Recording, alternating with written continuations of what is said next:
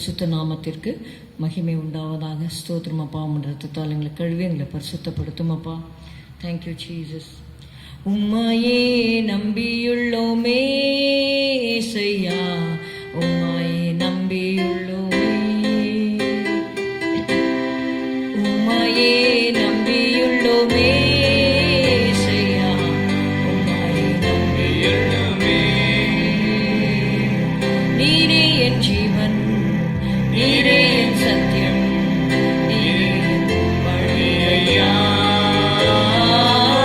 நீரே என் ஜீவன், நீரே என் சத்தியம், நீரே என் வழியையா. உம் பாதம் சரணடைந்தேன் இசையா, உம்மில் நான் மகிழ்ந்திடுவேன். நன்மையும் கிருபையும் என்னை என்றும் சூழ்ந்திடும் உம் தயவா. உம் பாதம் சரணடைந்தேன் இசையா, உம்மில் நான் மகிழ்ந்திடுவேன். நன்மையும் கிருபையும் என்னை என்றும் சூழ்ந்திடும் உம் தயவா. நீரே என் ஜீவன், நீரே என் சத்தியம், நீரே என் வழியையா. நீரே என் ஜீவன், நீரே என் சத்தியம், நீரே என் வழியையா. 2 சாமுவேல் 6வது அதிகாரம் 11வது வசனம். Let's turn our Bibles to 2 Samuel chapter 6 and verse 11. கர்த்தருடைய பெட்டி கித்தியனாகிய ஓபேத் ஏதோமின் வீட்டிலே 3 மாதம் இருக்கையில் கர்த்தர் ஓபேத் ஏதோமையும் அவன் வீட்டார் அனைவரையும் ஆசீர்வதித்தார். And the ark of the Lord continued in the house of Obed-Edom the Gittite 3 months, and the Lord blessed Obed-Edom and all his household. ஆமென். இந்த அதிகாரத்திலே இந்த வசனத்திற்கு முன்பாக அந்த முதல் 10 வசனங்களை நீங்கள் வாசிப்பீர்களானால், தேவனுடைய பெட்டியை ஒரு புது ரதத்தின் மேலே ஏற்றுக்கொண்டு வருகிறார்கள். ஆசாரியர்கள் தங்களுடைய தோளிலே அந்த நாட்களை சுமக்க வேண்டிய உடன்படிக்கை பெட்டி. அதற்கு மாறாக புது ரதத்தின் மேல் ஏற்றிக்கொண்டு வருகிறார்கள். அப்பொழுது அந்த மாடுகள் மிரண்டது என்று சொல்லி பார்க்கிறோம். அப்பொழுது ஊசா தன்னுடைய கையை நீங்கள் 6வது வசனம், அவர்கள் நாகோனின் களம் இருக்கிற இடத்துக்கு வந்தபோது மாடுகள் மிரண்டு பெட்டியை அசைத்தபடினால் ஊசா தேவனுடைய பெட்டியினிடமாய் தன் கையை நீட்டி அதை பிடித்தான். அப்பொழுது கர்த்தர் அவனை அடித்தார் என்று சொல்லி பார்க்கிறோம்.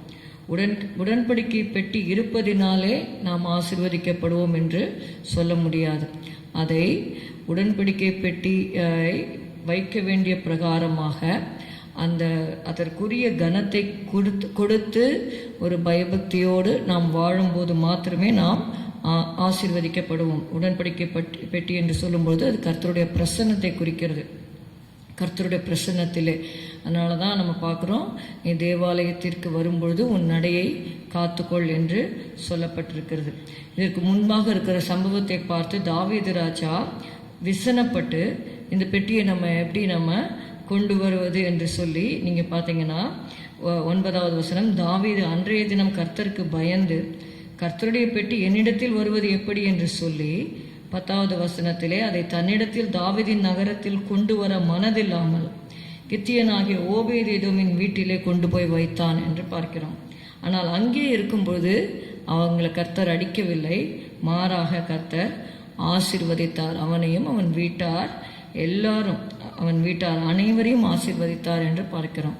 கர்த்தருடைய சமூகம் நம்முடைய வீடுகளில் இருக்கும் பொழுது நாம் அவருடைய சிட்சையை பெறுகிறவர்களாக அல்ல, அவரால் ஆசீர்வாதத்தை பெறுகிறவர்களாக தேவனுக்கு பிரியமாக நாம் வாழும் பொழுது நிச்சயமாகவே நம்மையும் நம்முடைய குடும்பத்தார் எல்லாரையும் கர்த்தர் ஆசீர்வதிப்பார்.